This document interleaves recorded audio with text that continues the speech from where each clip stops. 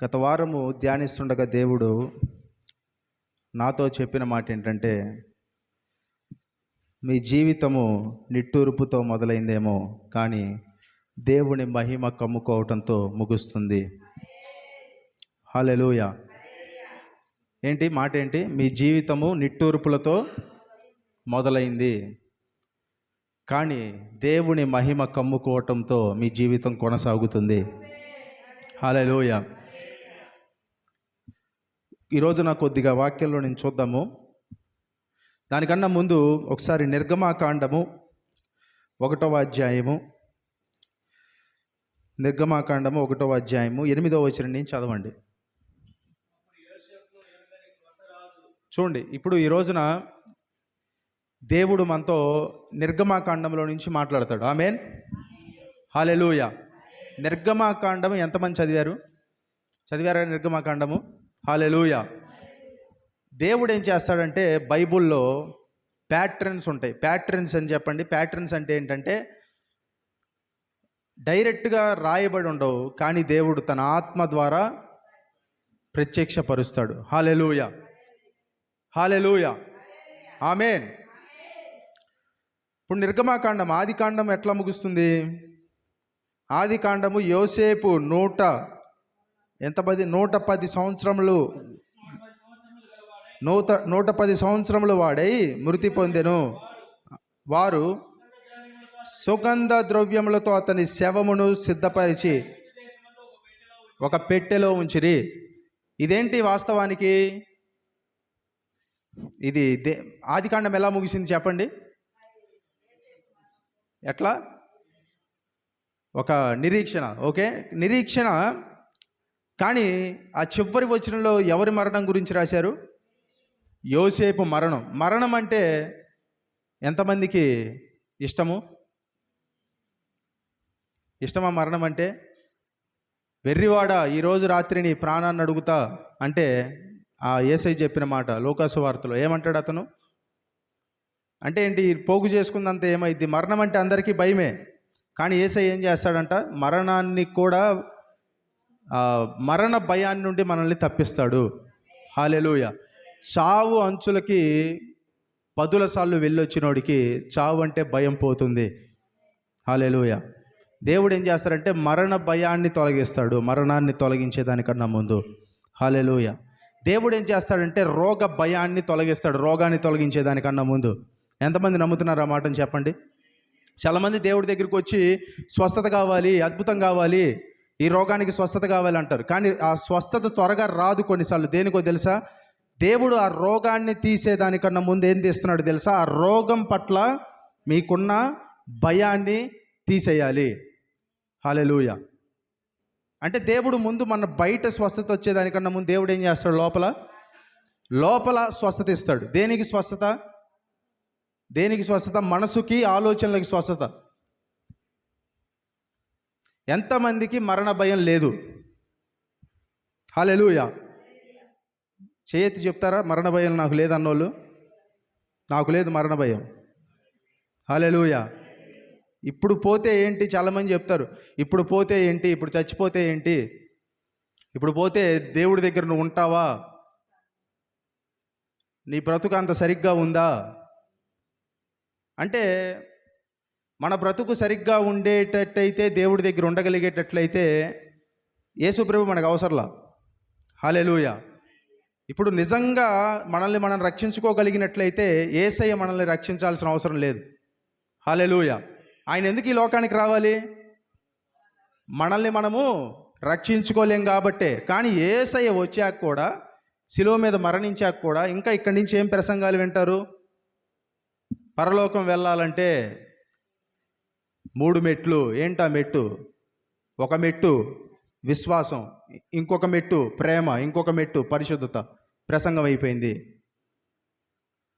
సహోదరులారా, పరిశుద్ధత కలిగితేనే ప్రభువుని చూస్తారు, పరిశుద్ధత ఉంటేనే పరలోకం చేరుకుంటారు. నిజమే, పరిశుద్ధత ఉంటేనే పరలోకానికి వెళ్తారు, కానీ అది మన పరిశుద్ధత కాదు.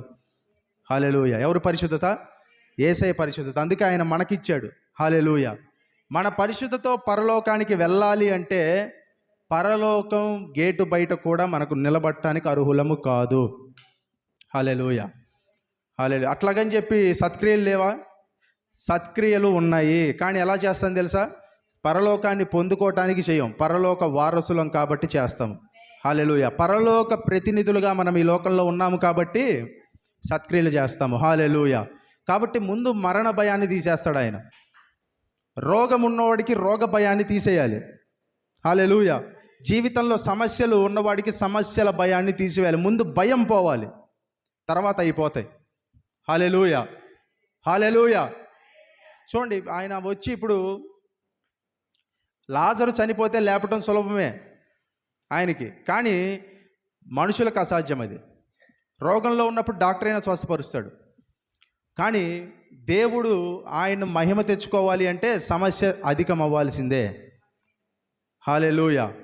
హల్లెలూయా. కాబట్టి ఇప్పుడు ఎవరికన్నా ఇంట్లో సమస్య ఉన్నా, ఒంట్లో సమస్య ఉన్నా, దేవుడు ఏం చెప్తున్నాడంటే అది తీసేస్తాడు వెంటనే ఆయన. కానీ తీసివేయకపోయినా దాని ద్వారా మిమ్మల్ని ఆయన షేప్ చేస్తున్నాడు. షేప్ చేయటం అంటే మిమ్మల్ని మారుస్తున్నాడు, ఆయన రూపంలోనికి మారుస్తున్నాడు. ఆయన భయపడ్డా ఆయన. హల్లెలూయా. చూడండి, రాత్రి పడుకుంటే పగలు లేచేలోపు చచ్చిపోతా అనేవాళ్ళు ఉంటారు ఈ లోకంలో. అంటే వాళ్ళ శరీరంలో ఉన్న బాధను బట్టి ఉంటారు. హల్లెలూయా. నాకు ఒకప్పుడు ఉంది, కానీ ఎవరికి తెలియదు, ఇంట్లో కూడా చెప్పలే నేను. కొన్ని సంవత్సరాల పాటు శరీరంలో ఉన్న సిమ్టమ్స్ని బట్టి పడుకుంటే తెల్లారేలోపు నిద్రలోనే చచ్చిపోతానేమో అనే భయం. హల్లెలూయా. అంటే ఆ భయాన్ని కూడా దేవుడు ఏం చేస్తాడంటే మరణం అంచు దాకా తీసుకువెళ్ళి ఆ భయాన్ని తీసేసి మరణం అంటే భయం లేని జీవితాన్ని మనకిస్తాడు. హల్లెలూయా. ఎందుకంటే ఆయన సువార్తలో ఒక మాట అంటాడు. ఏమంటాడు చెప్పండి? ఎవడైతే నా నిమిత్తము తన ప్రాణాన్ని పోగొట్టుకుంటాడో వాడు దాన్ని పొందుకుంటాడు. ఎవడైతే దాన్ని పొందుకోవాలని పరిగెడతాడో వాడు దాన్ని పోగొట్టుకుంటాడు. హల్లెలూయా. అంటే నాకు జీవితం కావాలి, నాకు ఆదాయం కావాలి, నాకు ఇది కావాలి, అది కావాలని వెంట పరిగెత్తేవాడు దాన్ని పోగొట్టుకుంటాడు మొత్తానికి. కానీ నాకు యేసు కావాలని ఆయన వెంటకు వెళ్ళేవాడు వీటన్నిటినీ పొందుకుంటాడు, ఇహమందు అలాగే పరమందు కూడా. హల్లెలూయా. కాబట్టి దేవుడు ఏం చెప్తున్నాడంటే ఇక్కడ ఆదికాండం ఎలా ముగిసింది? యోసేపు మరణంతో. కానీ యోసేపు మరణం దగ్గర కూడా ఏం రాశారు? సుగంధ ద్రవ్యములతో అతని శవమును సిద్ధపరిచి. దేంతో అంట? సుగంధ ద్రవ్యము. ఆమేన్. సుగంధ ద్రవ్యము. అతని శవాన్ని ఏం చేశారు? సిద్ధపరిచి. హల్లెలూయా. అతని శవాన్ని సిద్ధపరిచారు. అంటే ఇక్కడ యోసేపు చచ్చిపోయాడు అని ఏడవకూడదు. ఇక్కడ యోసేపు జీవితంలో తాను చేయాల్సిందంతా ఆయనకి జరిగింది. ఎన్నాళ్ళు బతికాడు? 110 ఏళ్ళు అంటే సామాన్యమైన విషయమా? ఎవరైనా బతుకుతున్నారు 110 ఏళ్ళు ఈ రోజుల్లో? ఎవరైనా బతుకుతున్నారు 110 ఏళ్ళు? బతకట్లా. ఆ రోజుల్లో అంటే ఆహారం వేరు, తిండి వేరు, అవన్నీ చెప్పకండి. హల్లెలూయా. ఏ రోజుల్లో అయినా శరీరమే. హల్లెలూయా. 110 ఏళ్ళు బతికాడు ఆయన. 110 ఏళ్ళు బతికి ఆయన తృప్తి కలిగిన జీవితాన్ని జీవించి ఆయన మరణించాడు. హల్లెలూయా. ఇప్పుడు నిర్గమాకాండానికి వచ్చేసరికి అప్పుడు 1:8, నిర్గమాకాండం 1వ అధ్యాయం 8వ వచనం. అప్పుడు యోసేపును ఎరుగని క్రొత్త రాజు ఐగుప్తును ఏలనారంభించను. ఇప్పుడు ఎవరంటేనా? యోసేపు ఏలాడా ఐగుప్తుని? యోసేపు అంతకుముందు ఏంటి? ఒక అధికారిగా నియమించబడ్డాడు. నియమించబడి అతనికి అధికారం ఇవ్వబడింది. దేని మీద? అక్కడ దేశం మొత్తం మీద అధికారము. అక్కడ ఫుడ్, ధాన్యము, దాచబడిన ధాన్యము ఎవరికి ఇవ్వాలి ఏంటి ఇవన్నీ ఆయనే చూసుకుంటాడు. హల్లెలూయా. ఇప్పుడు ఇక్కడ అందరు ఎవరున్నారు? మీరు 1వ వచనం నుంచి చదవండి ఒకసారి. నిర్గమాకాండం 1వ అధ్యాయం 1వ వచనం నుంచి చూడండి. ఈరోజు అంతా నిర్గమాకాండంలోనే ఉంటాము.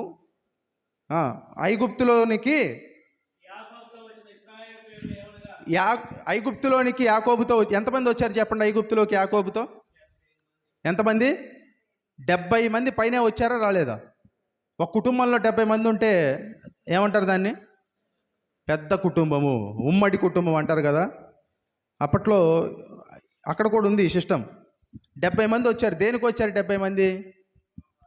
దేనికి వచ్చారు? ఆహారం కోసం వచ్చారు. హల్లెలూయా. హల్లెలూయా. 70 మంది వచ్చారు. వచ్చిన వారిలో చదవండి. రూబేను, షిమ్యోను, లేవి, యూదా, ఇస్సాకారు,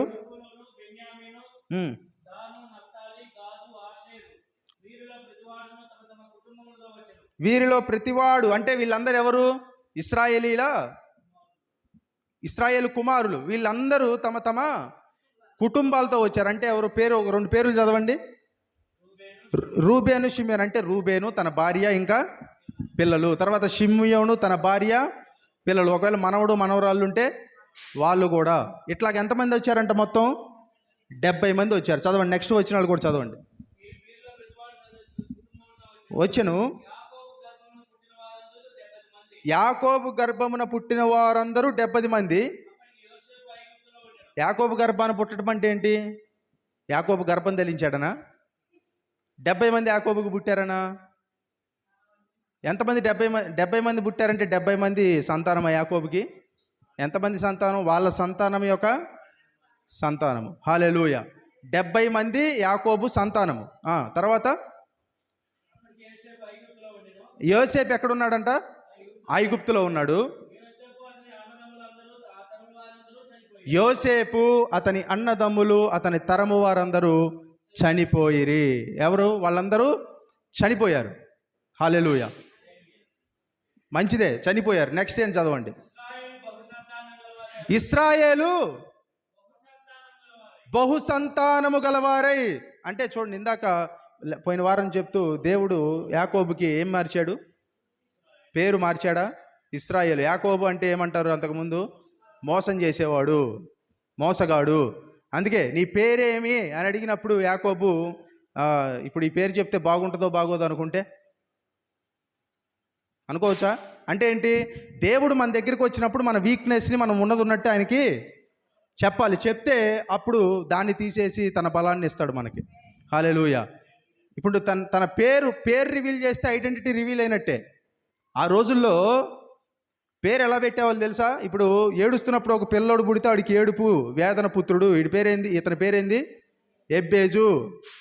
నువ్వు నవ్వావు కాబట్టి నీ కుమారుడు పుడితే అతని పేరు నవ్వు. తెలుగులో చెప్పాలంటే అతని పేరేంటి?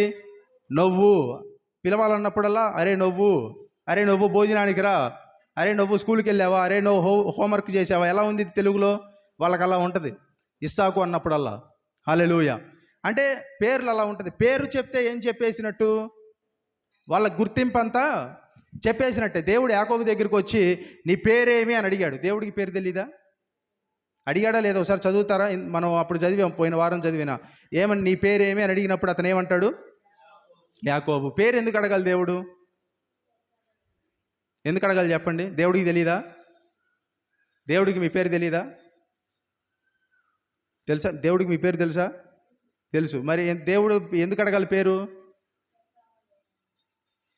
దేవుడు నీ దగ్గరికి వచ్చి ఆదాము ఎక్కడున్నావు? దేవుడికి తెలియదు ఎక్కడున్నాడు ఆదాము? తెలీదా? తెలుసు. ఎందుకు అడగాలి మరి? అంటే దేవుడి దగ్గరికి నువ్వు నిజాయితీకి వస్తావా, లేకపోతే బలాన్ని కప్పుకొని వస్తావా? నీ బలాన్ని అడ్డం పెట్టుకొని వస్తావా? ఆదాము ఎలా వచ్చాడు దేవుడి దగ్గరికి చెప్పండి? తన బలాన్ని అడ్డం పెట్టుకొని వచ్చాడు. ఏంటి ఆ బలం? ఏం కట్టుకున్నారు ఆదాము అవ్వ? కచ్చడాలు. అంటే అక్కడ ఆకులు ఉంటే వాటిని తీసి వాటిని నేసి కట్టుకున్నారు. దేనికి? వాళ్ళ దిశములని, అంటే వాళ్ళ నేకిడ్నెస్, అంటే వాళ్ళ శరీరాన్ని, వాళ్ళ ప్రైవేట్ పార్ట్స్ని ఏవైతే ఉన్నాయో కప్పుకోవటానికి. దేవుడి దగ్గరికి ఎలా రావాలంటే ఏది కప్పుకోకుండా దేవుడి దగ్గరికి రావాలి. దేవుడు యాకోబుని నీ పేరేంటి అని అడిగినప్పుడు నా పేరు చెప్తే నా ఐడెంటిటీ రివీల్ అయ్యిద్ది, నేను తండ్రిని ఇలా చేశానని రివీల్ అయ్యిద్ది, అన్నని సహోదరుని ఇలా చేశానని రివీల్ అయ్యిద్ది అంటే యాకోబు పేరు ఇశ్రాయేలుగా మారదు. హల్లెలూయా. దేవుడి దగ్గరికి వచ్చి ఎందుకు వచ్చావు అంటే నాకు ఒక సమస్య ఉంది, కానీ ఆ సమస్యను నేను తీర్చుకోగలను, కానీ నీ దగ్గర ఒక సలహా అడుగుదామని వచ్చానని దేవుడి దగ్గర అంటే ఎలా ఉంటుంది? ఇంకా నా దగ్గరికి ఎందుకు రావటం అంటాడు దేవుడు. ఆయన హల్లెలూయా. అంటే దేవుడి దగ్గర నిజాయితీగా ఉండాలి, పర్ఫార్మెన్స్ చేయకూడదు ఆయన దగ్గర. హల్లెలూయా. మన మన మన బలహీనతని కంప్లీట్గా ఒప్పుకోవాలి. అంటే పాపం ఒప్పుకోవటం కాదు, నేను బలహీనుణ్ణి అన్నప్పుడు కొరింథీయులు ఏమంటాడు? ఆయన బలము మనల్ని, క్రీస్తు బలం మనల్ని కప్పును అంటాడు. కప్పును అనే పదాన్ని గ్రీక్లో ఇచ్చిన పదం చెప్పామా? ఏంటంటే పిచ్చాన్ అంట. పిచ్చాన్ అంటే ఏంటంటే ఒక గుడారం వేసుకోవటం, ఒక టెంట్ వేసుకొని అక్కడ ఉండిపోతాడు ఆయన. హల్లెలూయా. ఎవరైతే ప్రభువా నేను ఈ విషయంలో బలహీనుణ్ణి అంటారో ఆ విషయంలో క్రీస్తు ఒక గుడారం వేసుకొని అక్కడ ఉండిపోతాడు. అక్కడ ఆయన బలం అక్కడ గ్రీక్లో ఉండే పదం అది, మూల భాషలో. హల్లెలూయా. కాబట్టి యాకోబుని పేరు అడిగాడు, యాకోబు పేరు ఇశ్రాయేలుగా మార్చాడు. ఇప్పుడు ఇశ్రాయేలు సంతతి వారు ఏమయ్యారంట? మళ్ళా చదవండి, నిర్గమ 1. ఇశ్రాయేలు సంతతి వారు, ఇశ్రాయేలు బహుసంతానము గలవారై అభివృద్ధి పొంది విస్తరించి అత్యధికముగా ప్రబలిరి. అంటే ఏంటంట? ఇక్కడ ఎన్నైనా చూడండి, అభివృద్ధి పొంది విస్తరించి అత్యధికంగా ప్రబలిరి. 3. ఎంతమందికి అభివృద్ధి చెందాలని ఉంది? హల్లెలూయా. ఎంతమందికి విస్తరించాలి అని ఉంది? హల్లెలూయా. ఎంతమందికి ప్రబలాలి అని ఉంది? అభివృద్ధి చెందటం వేరు, విస్తరించడం వేరు. అభివృద్ధి చెందటం అంటే నీ జీవితంలో నువ్వు ఎదగటం, విస్తరించడం అంటే నువ్వు ఎదిగిన ఆ యొక్క ఇన్ఫ్లుయెన్స్ ఏదైతే ఉందో అది నలుమూలకి వ్యాపించటం. హల్లెలూయా. 2 వేరు వేరే. అభివృద్ధి అంటే ఏంటి చెప్పండి? నువ్వు ఎదగటం. విస్తరణ అంటే నువ్వు ఎదిగింది అది మల్టిప్లై అవ్వటం, అనేక మందికి వ్యాపించటం నీ యొక్క ఇన్ఫ్లుయెన్స్. హల్లెలూయా. ఇట్లా అయ్యారు ఇశ్రాయేలు సంతతి వారు. ఎక్కడయ్యారు? ఐగుప్తు, ఇతర దేశంలో అయ్యారు, అన్య దేశంలో అయ్యారు. తర్వాత వారున్న ప్రదేశము వారితో నిండి ఉండెను. చూడండి, వారున్న ప్రదేశం అంతా ఏమైంది? వారితో నిండి ఉంది. అప్పుడు ఐగుప్తులు అంట యోసేపుని ఎరుగని రాజు ఐగుప్తు నేలను ఆరంభించాను. యోసేపు అంటే ఎవరో ఈ రాజుకి తెలియదు. ఇతను ఏం చేశారంట?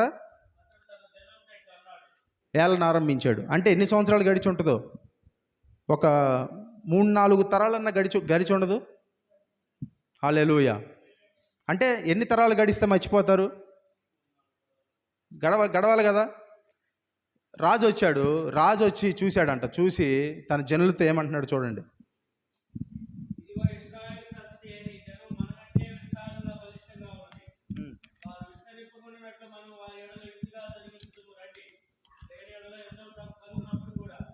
రాజు ఏమంటున్నాడు ఇశ్రాయేలీల గురించి? ఇశ్రాయేలీలు ఎలా ఉన్నారంట? ఏమంటాడు ఆయన రాజు? ఇశ్రాయేలు సంతానమైన ఈ జనము మనకంటే విస్తారముగాను బలిష్టముగాను ఉన్నది. అంటే ఇప్పుడు చూడండి, ఐగుప్తు దేశంలో ఎవరు ఉంటారు? ఐగుప్తీలు ఉంటారు. కానీ ఐగుప్తీల కన్నా ఎక్కువ ఉంది ఎవరు? ఇశ్రాయేలీలు. ఐగుప్తీల కన్నా బలంగా ఉంది ఎవరు? ఇశ్రాయేలీలు. బలిష్టముగా అంటే ఎంత? శక్తివంతముగా ఉన్నారు. అంటే వేరే దేశంలో ఉన్న, వేరే రాజ్యము క్రింద ఉన్న ఎవరు బలంగా ఉన్నారు? ఇశ్రాయేలీలు బలంగా ఉన్నారు. హల్లెలూయా. ఇప్పుడు ఇదంతా రాజు చూసి ఏమంటాడంటే,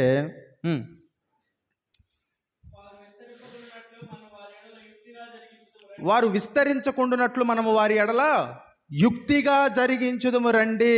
యుక్తిగా అంటే మన దేశానికి బ్రిటిష్ వాళ్ళు ఎలా వచ్చారు చెప్పండి? వాళ్ళని పరిపాలిద్దాం అని వచ్చారా? దేనికి వచ్చారు? వ్యాపారం. East India Company. ఏంటి? East India Company. వ్యాపారం చేసుకుందామని వచ్చి ఇక్కడ ఏం చేశారు? వాళ్ళు స్థిరపడిపోయి ప్రబలి వ్యాపించి, అంటే మనకంటే ఎక్కువ లేరు కానీ ఏం చేశారు? అంతటినీ చేతిలోకి తీసుకున్నారు. ఇక్కడ వీళ్ళ భయం ఏంటి? వీళ్ళు మనకన్నా విస్తారంగా ఉన్నారు, మనకన్నా బలిష్టంగా ఉన్నారు అని చెప్పి వీళ్ళని ఏం చేస్తున్నాడు ఆయన? చూడండి. లేని ఎడల యుద్ధము కలుగునప్పుడు కూడా మన శత్రువులతో చేరి మనకు విరోధముగా యుద్ధము చేసి ఈ దేశంలో నుండి వెళ్ళిపోదురేమో అని. అంటే ఏంటి? వెళ్ళిపోదురేమో అని చదవండి, తర్వాత చెప్తా. కాబట్టి వారి మీద పెట్టిన భారముల్లో వారిని శ్రమ పెట్టుటకు వెట్టి పనులు చేయించు అధికారులను, చూడండి, వెట్టి పనులను చేయించు అధికారులను వారి మీద నియమింపగా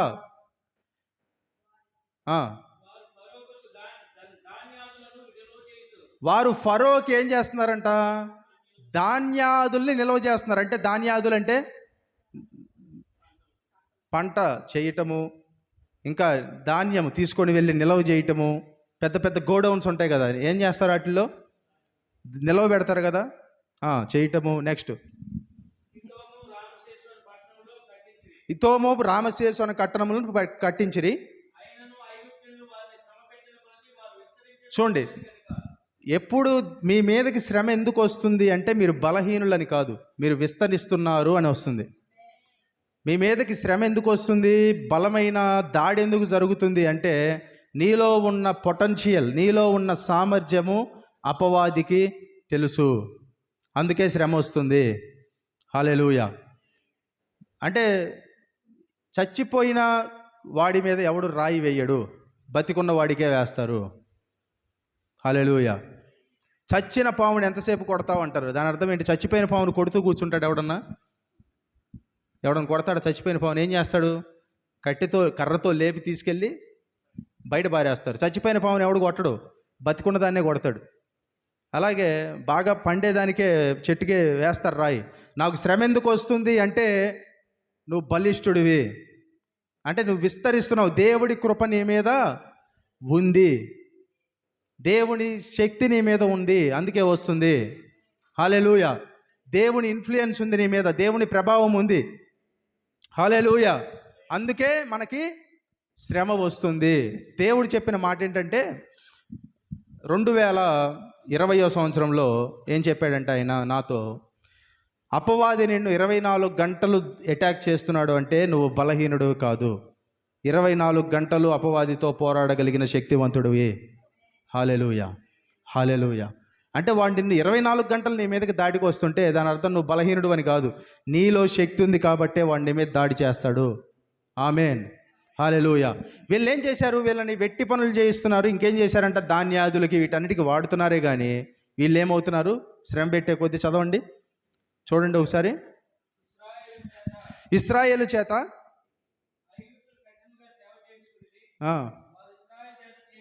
పైన ఏమన్నాడు?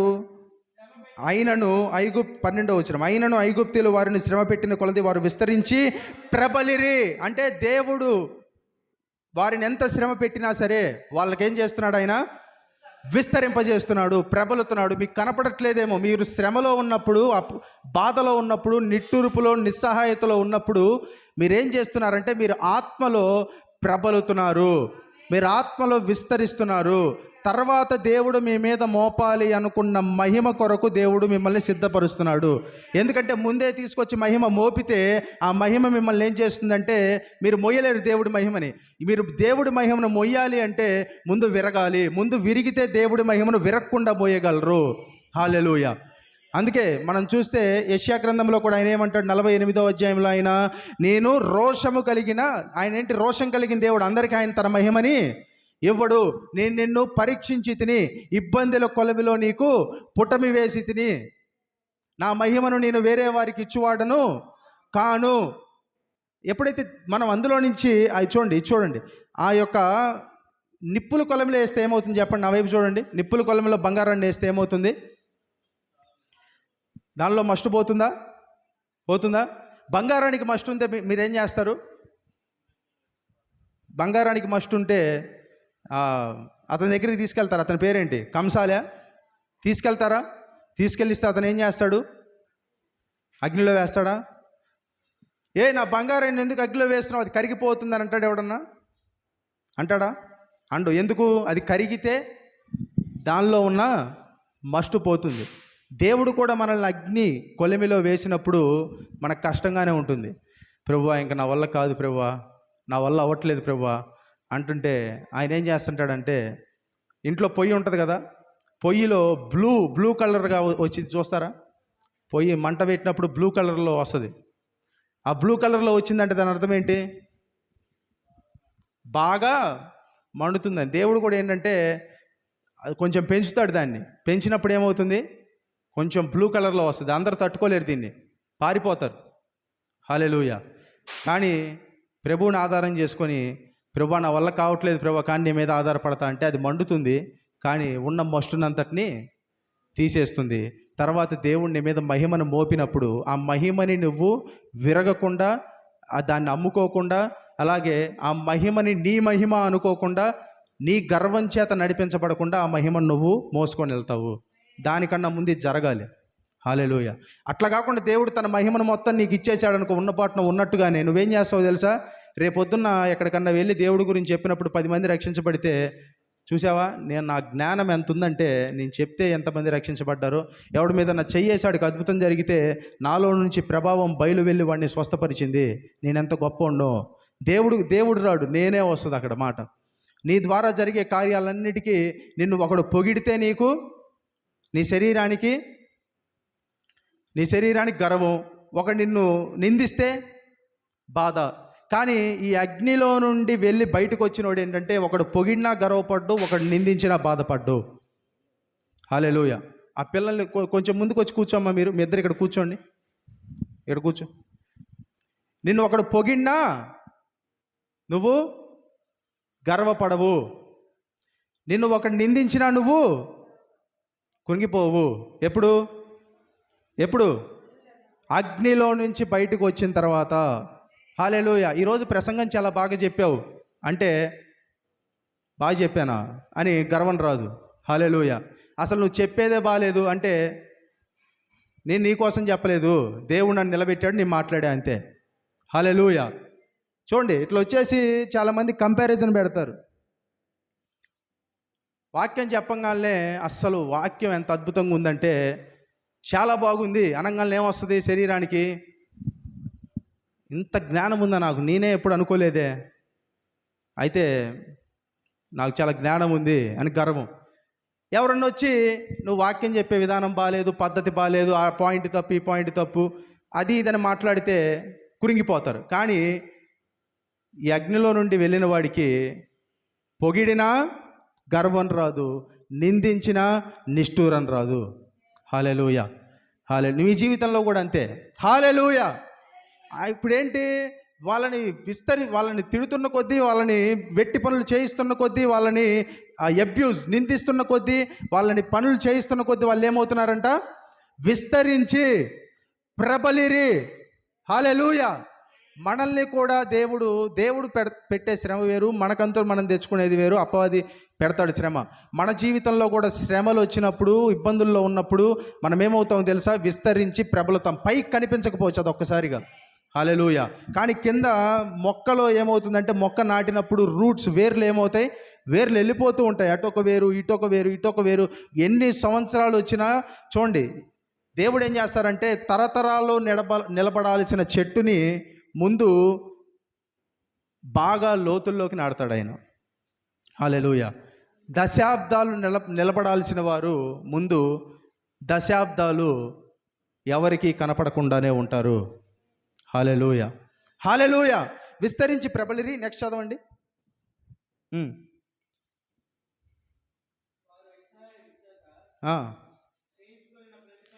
వారు ఇశ్రాయేలు చేత చేయించుకొనిన ప్రతి పని ఎట్లుంది?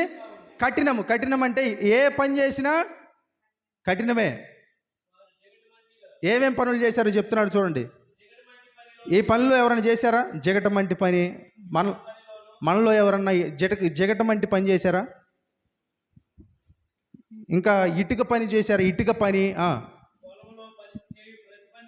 పొలములో చేసే ప్రతి పని. పొలం పని చేశారు ఎవరన్నా? నేను చేసా పొలం పని. మీరు ఎవరైనా చేశారా పొలం పని? హల్లెలూయా. పొలం పని ఇంకేమన్నా ఇచ్చారా?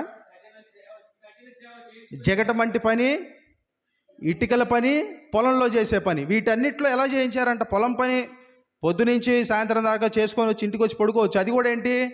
కఠినంగా చేయించడం కూడా. పొలం పని అంత సామాన్యమైన విషయం కాదు. హల్లెలూయా.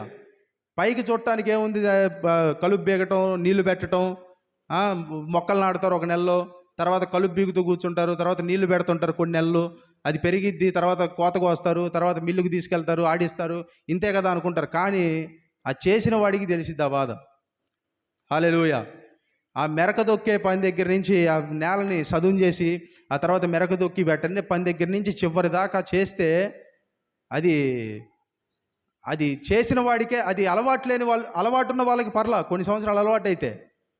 హల్లెలూయా. బైబిల్ కాలేజీలో ఉన్నప్పుడు పొలం పని చేయించారు. అప్పుడు ఎవరు రాలా బైబిల్ కాలేజీకి. మరి నేను ఎందుకు వెళ్ళానో, దేవుడి చిత్తమో ఏమో నాకు తెలియదు. వెళ్ళా మరి మొత్తానికి దేవుడి చిత్తమే. హల్లెలూయా. కరోనా టైంలో వెళ్తే ఎవరు రాలా, నేను ఇంకొక ఇద్దరే వచ్చారు. ఇద్దరే వస్తే అక్కడ పొలం పని మొదలుపెట్టారు. మేము ముగ్గురం చేసేవాళ్ళం. నాకు అప్పటిదాకా ఏ పని చేయాలి, పొలం పని చేయాలి, రోజు పొలం పని చేయాలి, రోజు పొలంలోకి వెళ్ళాలా, కలుపు పీకాలా, ఇంత పెద్ద పెద్ద పైపులు ఉంటాయి, ఆ పైపుల్ని భుజం మీద పెట్టుకోవాలా, నీళ్ళు వాటిని తీసుకెళ్ళి మోటార్కి పెట్టాలా, పెద్ద చెరువు ఉంటుంది, ఆ చెరువులో నుంచి మోటార్ నీళ్లు లాగి ఆ పంపులో నుంచి, ఆ పైపుల్లో నుంచి చేలోకి నీళ్ళు వదలాలి. ఆ పైపులు కూడా మళ్ళీ సామాన్యంగా ఉండవు, వాటిని జాగ్రత్తగా పరచాలి, జాగ్రత్తగా చుట్టాలి, ఆ కింద బురద, నడవటానికి కష్టము. మళ్ళీ కోత కోసినప్పుడు కోత కొయ్యాలి, నడువులు పడిపోయేవి, కోత కోసి మళ్ళీ వాటిని మిల్లుకు తీసుకెళ్ళాలా. మిల్లుకు తీసుకెళ్ళి ఎంత 70 కేజీలు ఉంటుంది ఒక్కోటి, ఏది బస్తా 70 కేజీలు, 70 కేజీల బస్తా భుజం మీద వేసుకొని మళ్ళీ లోపలికి వెళ్ళాలా, మిల్లులు ఆడించాలా. మిల్లులు ఆడించి వాడు మళ్ళీ మనకిస్తే అది బండి ఎక్కించుకొని తీసుకొచ్చి గోడౌన్లో ఏం చేయాలా, దాచిపెట్టాలి. ఇదంతా చేసేలోపు నా బీపీ 170కి వెళ్ళింది. ఎక్కడికి వెళ్ళింది? 170కి వెళ్ళింది. ఇంటికి వచ్చిన తర్వాత చూసుకుంటే 3 ఏళ్ల పాటు ఇందాక చెప్పా కదా, 3 ఏళ్ల పాటు తల తిరిగిపోతూ ఉండేది. ఎక్కడ నిలబడినా, ఎక్కడ కూర్చున్నా తల తిరిగిపోయేది. ఇక్కడ గుండెలో ఇక్కడ పట్టేసినట్టు నొప్పి, గుండె నొప్పి, ఛాతీ నొప్పి, ఈ చెయ్యి అంతా నొప్పి, జాలు, ఏ టైంలో ఏమైందో తెలియదు, నిద్రలో చచ్చిపోతాననేవన్న భయం. హల్లెలూయా. 3 ఏళ్ళు. ఆమేన్. అంటే వెట్టి పనులు చేస్తే ఎట్లా ఉంటుంది? వెట్టి పనులు, అది వెట్టి పనో కాదు, మొత్తానికి అది చేసి అప్పటిదాకా అలవాట్లేదు నాకు. అది కూడా ఏ టైం? Corona time. అందరి రోగ నిరోధక శక్తి మీద దెబ్బ తగులుతున్న సమయం అది. 2020 జూలై నుంచి సెప్టెంబర్ దాకా. హల్లెలూయా. అలాంటి సమయము. అయితే వీళ్ళని జిగటమంటి పని, ఇంకా ఇటుక పని, పొలంలో చేసే ప్రతి పని ఎలా చేయించారంట? కఠిన సేవ అంటే చెయ్యి. ఒక కొరడా పట్టుకొని నిలబడ్డారేమో అక్కడ. ఎవడైనా కొంచెం అటు తిరిగినా ఇటు తిరిగినా చేయాల్సిందే. ఎందుకు? వాళ్ళు విస్తరించడం వీళ్ళకి ఇష్టం లేదు. హల్లెలూయా. అది వాళ్ళు అలా చేయించారు. చేయించిన వాళ్ళకి ఏమైందంట? కఠిన సేవ చేయించి వారి ప్రాణములను విసికించిరి. ప్రాణాన్ని విసికించడం అంటే ఇంకా చచ్చిపోతే బాగుండరా, ఈ పని నేను చేయలేకపోతున్నా, ఇంకా నా వల్ల అవ్వట్లేదు, చచ్చిపోతే బాగుండు, ఇక ప్రాణం విసిగిపోయింది, ఇక పని చేసి ప్రాణం విసిగిపోయి ఆ స్థితికి వచ్చారు. స్థితికి వస్తే ఏనేంట్రా అంటే, తర్వాత మనం కొన్ని విషయాలు చూస్తాము. ఆయన ఐగుప్తు మంత్రసానులకు ఆజ్ఞిస్తాడు. ఏమని ఆజ్ఞిస్తాడు రాజు? మగబిడ్డల్ని పురిట్లోనే చంపేయి, బయటికి రాగానే చంపేయండి, ఆడవాళ్ళైతే బ్రతకనివ్వండి అని రాజు ఆజ్ఞిస్తే, మంత్రసానులు దేవునికి భయపడి ఏం చేశారంట? మగపిల్లల్ని కూడా బతకనిచ్చారు. తర్వాత 2వ అధ్యాయంలో లేవీయులకు పుట్టిన సంతానం, 2వ అధ్యాయంలో ఎవరు? మోషే ఎవరు? ఏ సంతానము? లేవి సంతానం. లేవి వంశస్థుడు ఒకడు. మోషే తల్లి గారు గర్భవతి అయినప్పుడు, ఆమె కన్నప్పుడు, తర్వాత తన సహోదరి చేత ఒక బుట్టలో పెట్టి ఆ నైలు నదిలో తీసుకొని వెళ్ళి వదిలినప్పుడు అక్కడ ఫరో కుమార్తె కంట అతను ఫరో కుమార్తె ద్వారా, ఫరో పనిగత్తె ద్వారా అక్కడ ఎన్నేళ్ళు పెరిగాడు? అక్కడ 40 ఏళ్ళు పెరిగాడు. హల్లెలూయా. 40 ఏళ్ళు పెరిగిన తర్వాత కొన్ని విషయాలు జరుగుతాయి, అవన్నీ ఇప్పుడు అప్రస్తుతం. అయితే ఇప్పుడు 2వ అధ్యాయం 23వ వచనానికి రండి.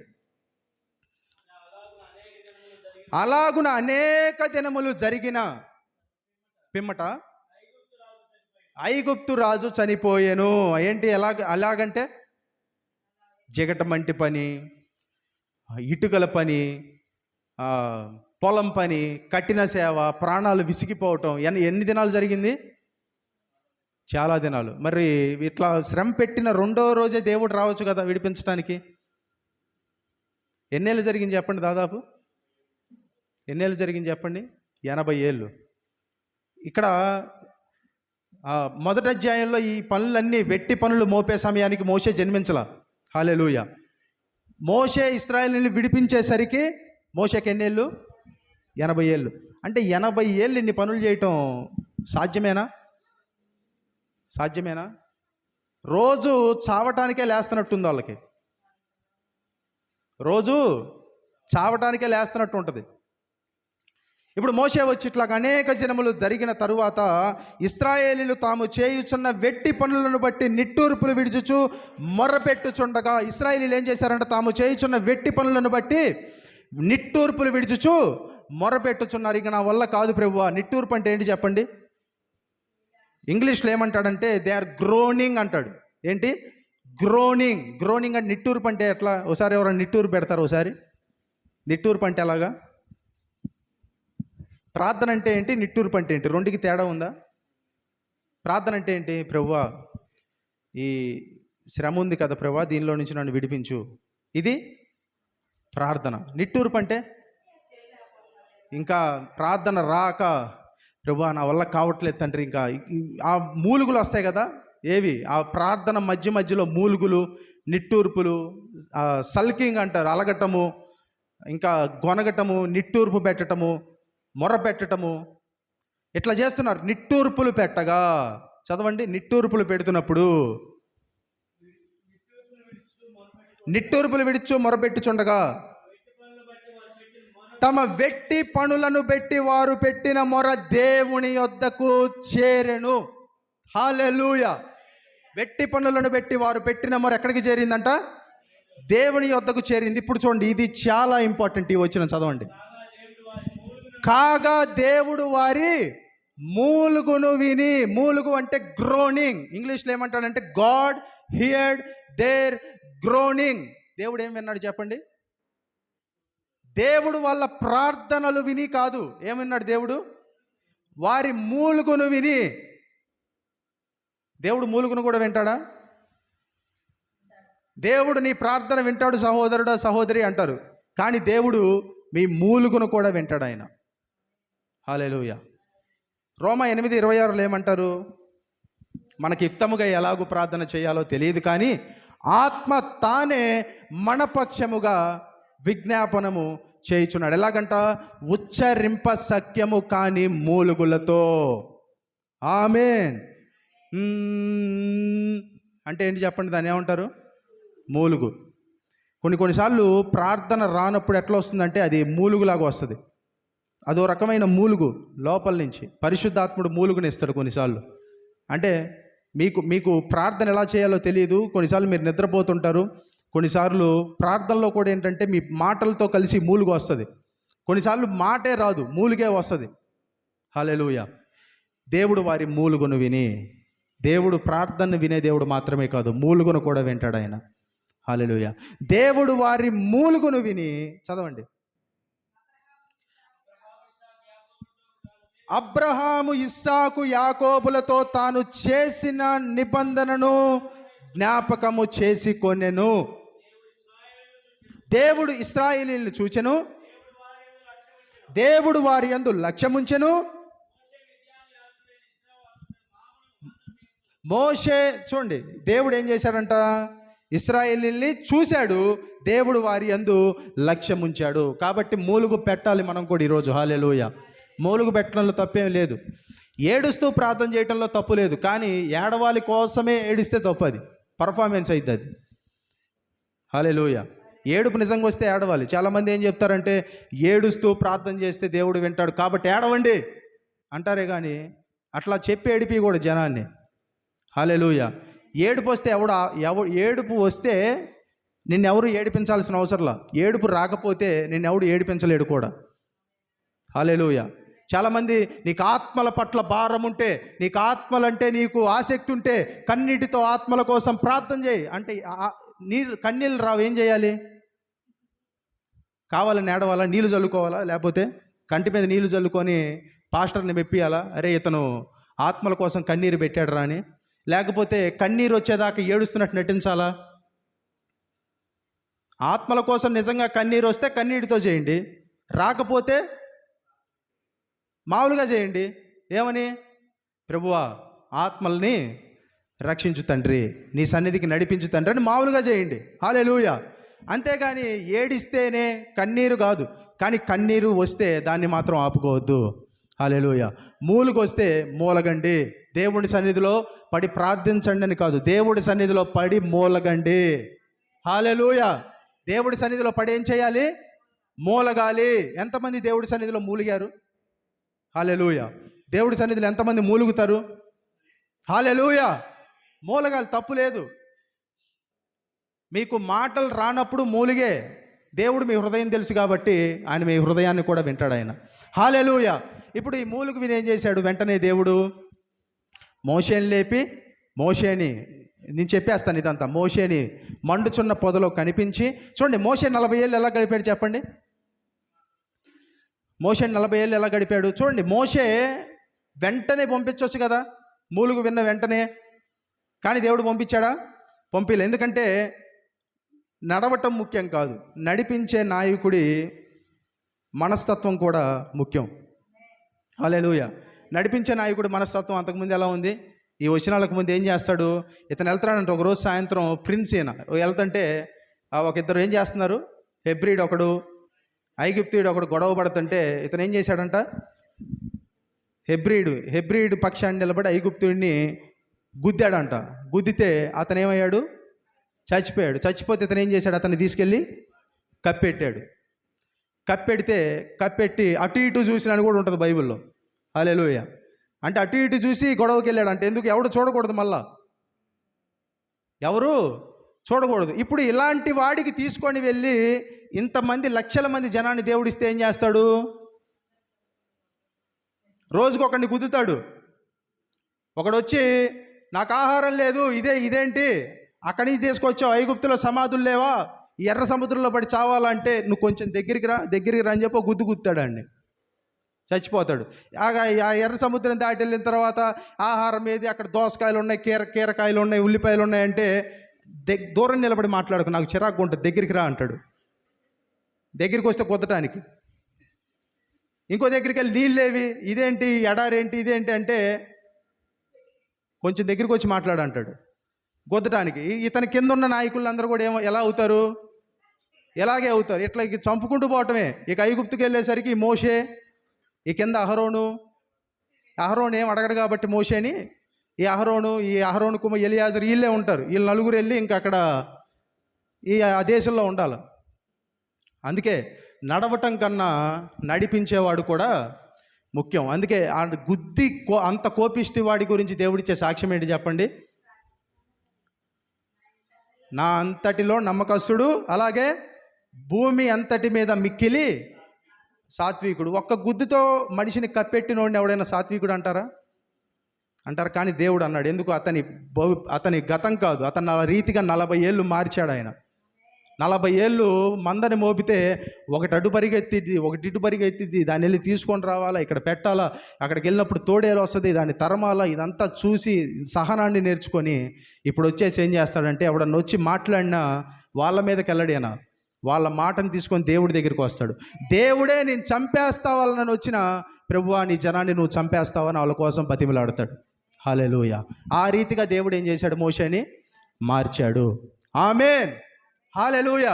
అందుకే ట్రైనింగ్ అనేది ఇంపార్టెంట్. అంటే బైబిల్ ట్రైనింగ్ కాదు, దేవుడి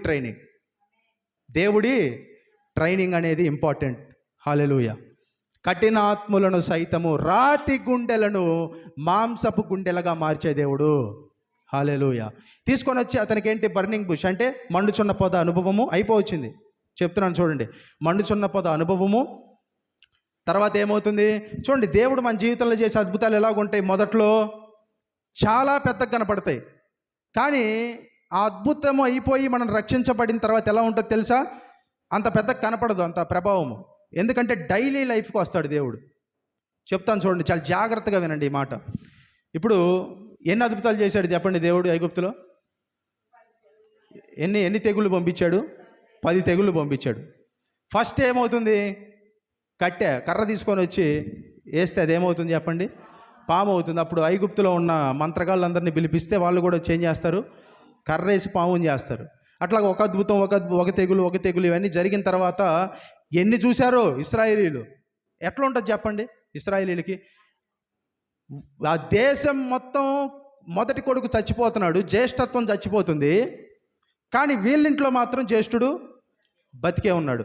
ఆ దేశం మొత్తం నీళ్లు రక్తంగా మారినాయి, కానీ వీళ్ళు తాగే నీళ్లు మాత్రం ఎర్రగా మారల. దేశం మొత్తం కప్పలు తెగుళ్ళు వస్తున్నాయి, కానీ వీళ్ళకి మాత్రం ఏది అంటుకోవట్లా. చూస్తుంటే ఎలా ఉంటుంది చెప్పండి ఒకసారి?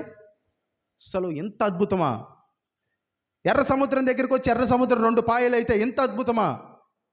పస్కా రోజున ఆ ముందు రోజు రాత్రి పస్కా ఆ యొక్క రొట్టెను ఆ యొక్క గొర్రెను వాళ్ళు తిన్నప్పుడు ఆ యొక్క గొర్రెను చేదు కూరలతో తినమని చెప్తాడు 12వ అధ్యాయంలో. హల్లెలూయా. అది తిన్న తర్వాత రోజు పొద్దున్నుంచి వాళ్ళందరూ ప్రయాణం చేస్తే 105వ కీర్తన 37వ వచనంలో ఏమంటాడు? వారు వెండి బంగారములతో అక్కడ నుండి బయటకు వచ్చిరి, వారిలో నిస్సత్తువుతో త్రొట్టిల్లు వాడు ఒక్కడైనను లేకపోయెను. ముసలోళ్ళు ఉన్నారా అక్కడ? ఉన్నారు. చిన్నపిల్లలు ఉన్నారా? ఉన్నారు. ముసలి వాళ్ళకు కూడా ఏంటంటే నిస్సత్తువుతో త్రొట్టిల్లా. అంతకు ముందు రోజు రాత్రి దాకా ఆ పడక కుర్చీలో పడుకోనో వెనక్కి పడుకోనో కాళ్ళు నొప్పులుగా ఉన్న ముసలోళ్ళు కూడా తర్వాత రోజు పొద్దున్నే పరిగెడుతున్నారంట. దేనికి? ప్రయాణానికి కావాల్సిన బలం ఎక్కడి నుంచి వచ్చింది వాళ్ళకి? ముందు రోజు రాత్రి తిన్న పస్కా నుంచి. హల్లెలూయా, హల్లెలూయా. సాధారణంగా వెట్టి పనులు చేసే వాళ్ళ బలం ఎలా ఉంటుంది చెప్పండి? వెట్టి పనులు చేసేవాళ్ళు ఎంత పని చేసి ఎంత చాకరీ ఒక లిమిట్లో పని చేస్తే బలం ఉంటుంది, బలమంతా పెట్టి పని చేస్తే బలం ఉండదు. హల్లెలూయా. వెట్టి పనులు బాగా చేసి చేసి చేసి ప్రాణం విసిగిపోయింది అన్నాడు కదా, వాళ్ళకి బలం ఉంటుందా? నిజంగా విసిగిపోయి ఉంటారు కదా. నడవగలరా దూరం? నడవలేరు కదా. వాళ్ళు నడవాలి అంటే ముందు రోజు రాత్రి వాళ్ళకి ఆహారం కావాలి. ఆహారం ఏంటంటే పస్కా బలి. ఈరోజు కూడా మనకు ఉంది అదే నిజమైన పస్కా. హల్లెలూయా. మనం భుజించబోతున్నాము. వాళ్ళకే బలం ఉంటే వారిలో నిస్సత్తుతో త్రొట్టిల్లు వాడు ఒక్కడైనను లేకపోయినంటే ఈ రోజున మన సంఘంలో కూడా నిస్సత్తుతో త్రొట్టిల్లేవాడు ఒక్కడైనను ఉండకపోవును. ఒక్కడు కూడా ఉండడంతే. గుండె రోగమైనా మాయమవ్వాల్సిందే, బ్లడ్ ప్రెషర్ అయినా 120కి రావాల్సిందే, షుగర్ అయినా కంట్రోల్లో ఉండాల్సిందే, డయాబెటీస్ అయినా ఇంకా ఏ రోగమైనా సరే, తలనొప్పి అయినా కాళ్ళు నొప్పి అయినా కీళ్ళు నొప్పులైనా క్యాన్సర్ అయినా ఏదైనా ఆయన శరీరాన్ని మనం భుజిస్తే వాటికి అంతము. హల్లెలూయా. తర్వాత ఎన్ని అద్భుతాలు చూస్తే జీవితం మొత్తం ఎలా చూడాలనుకుంటారు వాళ్ళు? అద్భుతాలు చూడాలనుకుంటారా? అనుకోరా?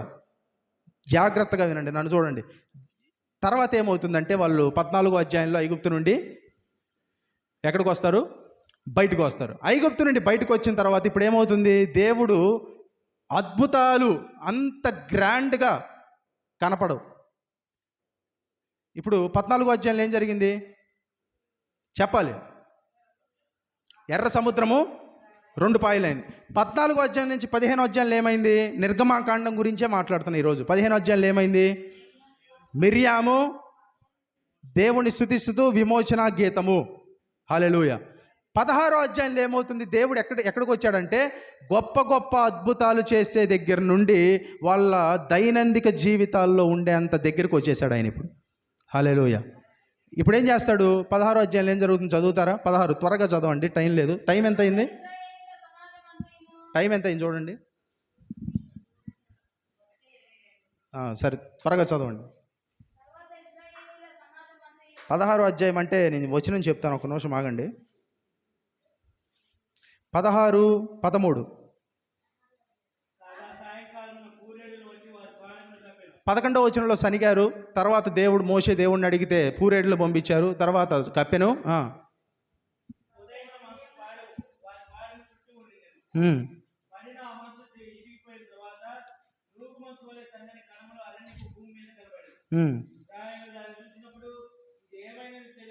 ఇదేమికి ఫుట్ నోట్ చెప్పండి. ఇదేంటి? మన్నా పడినప్పుడు ఇదేంటో తెలియక వాళ్ళు ఇదేమి అన్నారు. అంటే ఏంటి? మన్నా అంటే అర్థం ఏంటి? ఇదేంటి తిన్నారు వాళ్ళు. ఎక్కడ? అరణ్యంలో. హల్లెలూయా. అందుకే ఇందాక చెప్పాం, అక్కడ ఉన్న పరిస్థితిని బట్టి పేరు పెట్టేస్తారు. ఏం పెట్టాలో కూడా తెలియదు వాళ్ళకి. అక్కడ ఏది ఉంటే అదే. ఇదేంటి అనే ఆహార పదార్థాన్ని ఎప్పుడైనా విన్నారా? కానీ మన్నా అంటే ఏంటంట? ఇదేంటి. ఈరోజు దేవుడు ఇదేంటిని కురిపించాడా? వెళ్ళి కూర్చుకోండి. హల్లెలూయా. అంటే ఆ మన్నా ఎప్పుడు కురుస్తుంది చెప్పండి? ప్రతిరోజు కురుస్తుంది. కానీ వారాంతంలో ఏమవుతుంది? 2 రోజులకి సరిపడా ఒక్కరోజే కురుస్తుంది. ఎందుకు? ఇంకొక రోజు ఏంటి? సబ్బాత్. అంటే 2 రోజులకి సరిపడా ఒకే రోజు కూర్చుకోవాలి. హల్లెలూయా. అంటే దేవుడు గొప్ప గొప్ప అద్భుతాలు చేసే దగ్గర నుండి తెగుళ్ళు ఇంత చూపించి, ఎర్ర సముద్రాన్ని చీల్చి, పస్కానిచ్చి, వాళ్ళ శరీరాలని శక్తినిచ్చి నడిపించే గొప్ప అద్భుతం దగ్గర నుంచి ఎక్కడి దాకా వచ్చేసాడంటే ప్రతిరోజు వాళ్ళకి భోజనం పెట్టేదాకా వచ్చాడు ఆయన. మన జీవితంలో కూడా ఇప్పుడు పాస్టర్ గారు చెప్తారు కదా, ఇప్పుడు వచ్చేసి ఆయనకి 1989లో గుండె సమస్య ఉన్నప్పుడు ఏమైందంట? దేవుడు ఏం చేశాడు? బైపాస్ సర్జరీ చేయాలంటే ఆపరేషన్ లేకుండా దేవుడు స్వస్థపరిచాడు. తర్వాత ఏమైంది? ప్రతిరోజు అంత అద్భుతం జరిగిందా జీవితం మొత్తం? ఏం చేశాడు? తర్వాత జీవితంలో ప్రతిరోజు ఆయన్ని నడిపించుకుంటూ వచ్చాడు. మన జీవితంలో కూడా ఒక గొప్ప అద్భుతం జరిగింది ఏదో రోజు. ఆ జరిగిన తర్వాత దేవుడు ఏం చేస్తాడు? ఆ అద్భుతం జరిగిన తర్వాత ప్రతిరోజు అదే హై ఉండదు. దేవుడు ఎక్కడికి వచ్చేస్తాడంటే దైనందిక జీవితంలో మీకు నోట్లో పెట్టేదాకా భోజనాన్ని. హల్లెలూయా. అర్థమైందా? నేనేం చెప్పాలనుకుంటున్నాను? అర్థమవుతుందా మీకు? అర్థమవుతుంది అన్నోళ్ళు ఒకసారి నిజంగా అర్థమైతే దేవునికి స్తోత్రం చెప్పండి. హల్లెలూయా.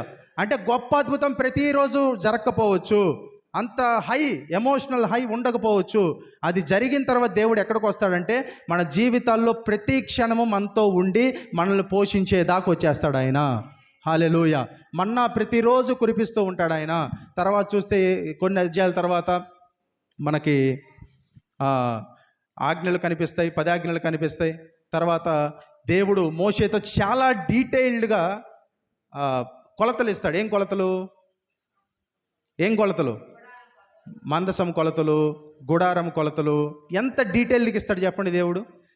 అంటే ఏంటంటే దేవుడు ఒక వ్యక్తి జీవితాన్ని రక్షించిన తర్వాత అద్భుతంగా అతని జీవితంలో దగ్గరికి వచ్చి అతన్ని పోషిస్తున్న తర్వాత దేవుడు ఇంకా దగ్గరికి వెళ్ళి జీవితంలో ఉన్న చిన్న చిన్న డీటెయిల్స్ను కూడా పట్టుకుంటాడు ఆయన. హల్లెలూయా. జీవితంలో ఉన్న చిన్న చిన్న డీటెయిల్స్ అంటే నువ్వు ఎలా మాట్లాడాలి, నువ్వు ఎలా చూడాలి, నీ చూపు ఎలా ఉండాలి, నువ్వు ఏది వినాలి, ఏది వినకూడదు, ఎట్లా ఉండాలి, ఎట్లాగ నిలబడాలి, ఎట్లాగ చూడాలి, ఇట్లా తిరగాలి అన్నది కూడా అది కూడా చూస్తాడు దేవుడు. ఇట్లా నీ తిరిగేటప్పుడు నీ పోస్చర్ ఎలా ఉండాలి, నువ్వు మాట్లాడేటప్పుడు కామా పాజులు ఉంటాయి కదా, అవి కూడా ఎలా ఉండాలి. ఎందుకంటే ఎవరికి నొప్పి కలిగించకూడదు నీ మాటలను బట్టి. అంటే డీటెయిల్డ్కి వెళ్ళిపోయాడు బాగా. టాబర్నాకిల్, ఆ ప్రత్యక్ష గుడారంలో అంత డీటెయిల్డ్గా ఇచ్చాడు. ఇంకా దగ్గరికి వెళ్ళిపోయాడు, వాళ్ళకి దగ్గరికి వెళ్ళిపోయి అయిపోవచ్చింది. చూడండి ఇప్పుడు చివరి అధ్యాయానికి రండి ఒకసారి. మనకి చెప్పాలంటే చాలా చెప్పొచ్చు కానీ సమయం లేదు. 40వ అధ్యాయము 17వ వచనం నుంచి చదవండి. 2వ సంవత్సరమున 1వ నెలలో 1వ దినమున మందిరమును నిలవబెట్టెను. ఏ మందిరం నిలబడింది? అన్ని డీటెయిల్స్ చెప్పిన తర్వాత ప్రత్యక్ష గుడారాన్ని నిలబెట్టాడు. వెంటనే చదవండి. యెహోవా మోషేకు ఆజ్ఞాపించినట్లు మోషే మందిరమును నిలవబెట్టి దాన్ని దిమ్మెలు వేసి దాని పలకలను నిలవబెట్టి దాని పెండెమును బద్దలను జొలిపి దాని స్తంభములను నిలవబెట్టి మందిరపు గుడారం మీద పరిచి దానిపైన ఏం కప్పంట? గుడారపు కప్పును. అంటే గుడారం కప్పేశాడు. ఇప్పుడు ఇదంతా ఏం చేస్తారు? ఇది ఎట్లా వేశారు? దీన్ని దేంతో కప్పాడు? రేకులతో కప్పారా? రేకులతో కప్పి తర్వాత ఈ పునాది తీయటం, ఈ గోళ్ళ చేయటం ఇవన్నీ ఎప్పుడు ఇది చేశారా? లేకపోతే ఇదంతా అయ్యాక రేకులు కప్పారా? చివరిలో రేకులు కప్పారు. అక్కడ కూడా ఆయన ఏం చేశాడంట? అన్నీ చేసేసి నిలబెట్టేసి చివరికి గుడారాన్ని కప్పాడు, ప్రత్యక్ష గుడారాన్ని కప్పాను. నెక్స్ట్, మరియు యెహోవా మోషేకు ఆజ్ఞాపించినట్లు అతడు శాసనములను తీసుకొని ఎక్కడ ఉంచాడంట? మందసంలో ఏమేమి ఉన్నాయి చెప్పండి. హెబ్రీలకు రాసిన పత్రికలో చెప్తాడు 9వ అధ్యాయంలో ఏమేమి ఉంటాయి. మందసంలో 3 ఉంటాయి. ఏంటి? ఏముంటాయి? మన్నా పాత్ర, చిగురించిన అహరోను కర్ర, 10 ఆజ్ఞలు గల పలకలు. ఈ 3 ఏంటంటే మానవుని యొక్క 3 పాపాలకు గుర్తు. ఒకసారి ప్రసంగం చెప్పాము. ఏంటి 3 పాపాలు ఏంటి? మన్నా పాత్ర చూసినప్పుడల్లా ఏం గుర్తు వస్తుంది? దేవుడిచ్చిన ప్రావిజన్కి, అంటే దేవుడిచ్చే సదుపాయానికి వ్యతిరేకంగా ప్రజల యొక్క సనుగుడు. అలాగే చిగురించిన అహరోను కర్ర చూసినప్పుడల్లా ఏం గుర్తు వస్తుంది? దేవుని నాయకత్వానికి వ్యతిరేకంగా తిరుగుబాటు. అలాగే 10 ఆజ్ఞలు చూసినప్పుడు ఏం గుర్తు వస్తుంది? దేవుడి ఆజ్ఞలకే తిరుగుబాటు. కానీ దేవుడు ఏం చేశాడు? వాటి మూడింటిని లోపల పెట్టి దాని మీద ఏం చేశాడంట? ఈ కరుణాపీఠంతో దాన్ని ఏం చేశాడు? కప్పేశాడు. అంటే పైన ఏముంది? ఇప్పుడు ఇది ఉంది, మూసి ఉంది. దీని లోపల ఏముంది? ఎవరైనా చెప్తారా? కనపడిద్దా? కనపడదు. దీని పైన ఉన్నదే కనపడిద్ది. లోపల 3 ఉన్నాయి. 3 దేవుడికి వ్యతిరేకంగా వాళ్ళు చేసిన పాపాలు. కానీ అవి కనపడకుండా దేవుడు ఏం చేశారంటే కప్పేశాడు ఆయన. దాని లోపలకు కూడా మీరు మరలా చూడొద్దు. చూస్తే ఎంతమంది చచ్చారు ఒకే దగ్గర? వేల మంది చచ్చిన అకౌంట్లు ఉన్నాయా? వేల మంది ఏమయ్యారు? చచ్చిపోయారు. ఎందుకు? నీ బలహీనతను నువ్వు చూడొద్దు, నా కరుణను చూడు, నా కరుణతో నిన్ను కప్పే అంటాడు ఆయన. మనల్ని మనం రోజు లేచి మనల్ని మనం చూసుకుంటే చచ్చిపోతాం. ఆ దేవుని ద్రాక్షారసము, ఆయన ద్రాక్షారసం, ఆయన రక్తము, అలాగే ఆయన శరీరం తీసుకున్నప్పుడు కూడా ప్రభువా నేను పాపిని, నేను పాపం చేశా, గత వారం అంతా అన్న ఆ పాప మీద అంటారు. అది ఎక్కడి నుంచో వచ్చింది, ఎందుకు వచ్చిందో ఎవరూ చెప్పరు, ఎందుకు ఒప్పుకోవాలో ఎవరూ చెప్పరు. బైబిల్లో ఉందా అంటే తన అయోగ్యత అంటారు, కానీ అక్కడ అయోగ్యుడు అయ్యల్ల అయోగ్యత అన్నారు. అయోగ్యత అంటే చేసే పనిలో అయోగ్యత, నీలో అయోగ్యత కాదు. హల్లెలూయా. ఇంకా అయోగ్యులకే కావాలి ఆయన రక్తము. హల్లెలూయా. కాబట్టి దాన్ని చూడకు, యేసయ్యను చూడు, యేసయ్య కరుణను చూడు. సరే, చివరికి వచ్చేయండి. ఇప్పుడు 34వ వచనానికి వచ్చేయండి. నిర్గమాకాండము 40వ అధ్యాయం 34వ వచనం చూడండి. అంతా అయిపోయింది, ప్రత్యక్ష గుడారం అయిపోయింది. ఇప్పుడు ఏమైంది? మేఘము ప్రత్యక్ష గుడారమును కమ్మగా యెహోవా తేజస్సు దేని నింపిందంట? మందిరమును నింపెను. మన మందిరాన్ని కూడా యెహోవా దేవుని తేజస్సు నింపుతుంది. హల్లెలూయా, హల్లెలూయా. ఎప్పుడు దేవుడు అంత డీటెయిల్డ్గా మన దగ్గరికి వచ్చేసిన తర్వాత మనం ఆయనతో నడుస్తున్నప్పుడు హల్లెలూయా నింపుతుంది దేవుని మహిమ. ఇప్పుడు ఏమైందంట? యెహోవా తేజస్సు మందిరమును నింపెను. ఆ మేఘము మందిరము మీద అంటే ప్రత్యక్ష గుడారం ఆ మందిరం మీద నిలుచుండుట చేత మందిరము యెహోవా తేజస్సుతో నిండెను కనుక మోషే ప్రత్యక్ష గుడారములోనికి వెళ్ళలేదు. ఎందుకు వెళ్ళాలా? అంత తేజస్సు, అంత మహిమ. హల్లెలూయా. అగ్నిలో నుండి వాళ్ళు నడవలేదా? ఎంత నిట్టూర్పు, ఎంత వెట్టి పని. ఈ అరణ్య మార్గంలో కూడా ఎన్ని బాధలు, కానీ చివరికి ఎక్కడికి వచ్చి ఆగారు? దేవుని తేజస్సు దగ్గరికి, దేవుని మహిమ దగ్గరికి. ఈరోజు శ్రమలో వెళ్తున్న మీరు, నిట్టూర్పుల్లో వెళ్తున్న మీకు కూడా చెప్తున్న మాట ఏంటంటే, దేవుని మహిమను మీరు చూస్తారు. దేవుని తేజస్సు మిమ్మల్ని కప్పుతుంది. ఎంత తేజస్సు అంటే మీరు కూడా ఆ తేజస్సును చూడలేనంత తేజస్సు. హల్లెలూయా. మీరు కూడా మహిమను పట్టజాలలేనంత మహిమతో ఆయన మిమ్మల్ని నింపుతాడు ఒకసారి అగ్నిలో నుంచి బయటికి మీరు వచ్చిన తర్వాత. హల్లెలూయా. నెక్స్ట్ చదవండి.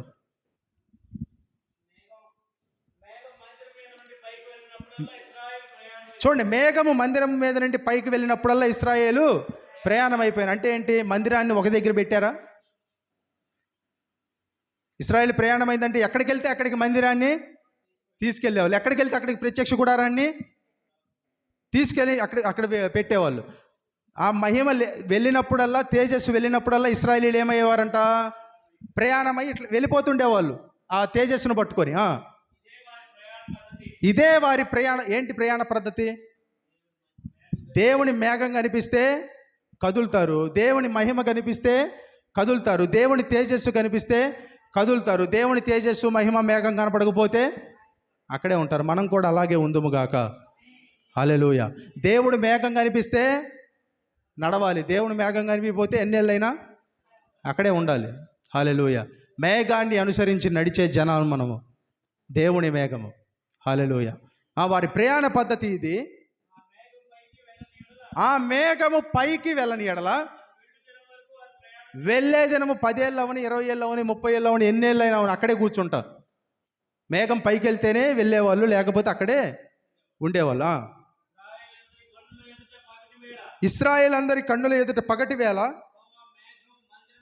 యెహోవా మేఘము మందిరం మీద ఉండెను. పగటి వేళ ఏంటంట? మేఘము, మేఘస్తంభముగా, రాత్రి వేళ అగ్ని స్తంభముగా మన పితరులతో అంటే ఇశ్రాయేలీలతో నడిచిన దేవుడు ఆయన. హల్లెలూయా, హల్లెలూయా. ఇప్పుడు చెప్పండి, అయిపోయింది ప్రసంగం. ఇప్పుడు చెప్పండి, నిర్గమాకాండం ఎలా మొదలైంది? ఎలా మొదలైంది నిర్గమాకాండము? బానిసత్వము, జిగటమంటి పని, వెట్టి చాకిరి, నిట్టూర్పులు, కఠిన సేవ, ప్రాణము విసిగిపోవటము. ఎలా ముగిసింది చెప్పండి నిర్గమాకాండము? దేవుని మహిమ, దేవుని తేజస్సు, దేవుని కృప, దేవుని మేఘము, పగటి వేళ మేఘస్తంభము, రాత్రి వేళ అగ్నిస్తంభము. ప్రయాణం చేసే ప్రతి స్థలానికి ఆయనే ముందుగా ఉండి నడిపించాడు. ఎక్కడికి వెళ్ళినా ఆయనే మధ్యలో ఉండేవాడు. హల్లెలూయా. ఎక్కడికి వెళ్ళినా ప్రత్యక్ష గుడారం ఉందా వాళ్ళతో? ప్రత్యక్ష గుడారం ఉంది అంటే దేవుడు వాళ్ళతోనే ఉన్నాడు. ప్రత్యక్ష గుడారం క్రీస్తుకు ముంగుర్తు. ఎంతమంది నమ్ముతున్నారు? క్రీస్తుకు ముంగుర్తని ఈరోజు క్రీస్తు కూడా మన మధ్యలోనే ఉన్నాడు. ఆయన చనిపోయినప్పుడు 2 దొంగల మధ్యలో చనిపోయాడు. ఆయన 2-3 నా నామమును ఏకీభవిస్తే వారి మధ్యలో ఉంటానని చెప్పాడు. పునరుద్ధారణ తర్వాత శిష్యులందరి మధ్యలో ప్రత్యక్షమయ్యాడు. ప్రకటన గ్రంథంలో గొర్రె పిల్లగా 29 పెద్దల మధ్యలో ఆయన ఉంటాడు. ఈ రోజున కూడా విశ్వాసులైన మనందరి మధ్యలో ఆయన ఉంటాడు. ప్రత్యక్ష గుడారంలాగా ఆయన మనల్ని నడిపిస్తూ ఉంటాడు. కాబట్టి మీ జీవితం కూడా నిట్టూర్పులతో, ప్రాణం విసిగిపోతుందేమో, బాధపడుతున్నారేమో, ఇబ్బంది పడుతున్నారేమో, మీరు వెట్టి పనులను బట్టి ప్రాణం విసిగిపోవడం చేత మీ జీవితం ఇంతే అనుకుంటున్నారేమో. కానీ మీ ముగింపు ఎలా ఉంటుందంటే, దేవుని మహిమతో, దేవుని తేజస్సుతో, దేవుని కృపతో, పగటి వేళ మేఘస్తంభముగా, రాత్రి వేళ అగ్నిస్తంభముగా దేవుడు మీ ముందల్ని నడిచి మిమ్మల్ని దేవుడు తన మహిమతో కప్పుతాడు. హల్లెలూయా. కాబట్టి మీ జీవితం ఇప్పుడు ఎలా ఉంది అనేది అది ముగింపు కాదు. మీ ముగింపు ఎలా ఉంటుందో తెలుసా? మహిమతో ఉంటుంది. హల్లెలూయా. ఇంగ్లీష్లో నేను ఒక మాట రాసుకున్నా, ఏంటంటే, you might begin your life with groanings but your life will continue and end with glory. Groanings and glory. Groaning అంటే మూలుగు, గ్లోరీ అంటే మహిమ. అండ్ ఇంగ్లీష్లో రైమింగ్ బాగుంది, కానీ తెలుగులో ఎలాగా? నీ జీవితంలో ఇప్పుడు మూలుగులతో నువ్వు ఉన్నావేమో, కానీ దేవుని మహిమతో నడిచే రోజులు రాబోతున్నాయి. హల్లెలూయా. దేవుని మహిమ నిన్ను నడిపించే రోజు రాబోతుంది. అది వచ్చినప్పుడు ఏ మానవుడు తనకున్న శక్తి చేత బలాన్ని పెట్టి ఆ ద్వారాన్ని మూయజాలడు. హల్లెలూయా. ప్రార్థన చేద్దాం ప్రతి ఒక్కరూ.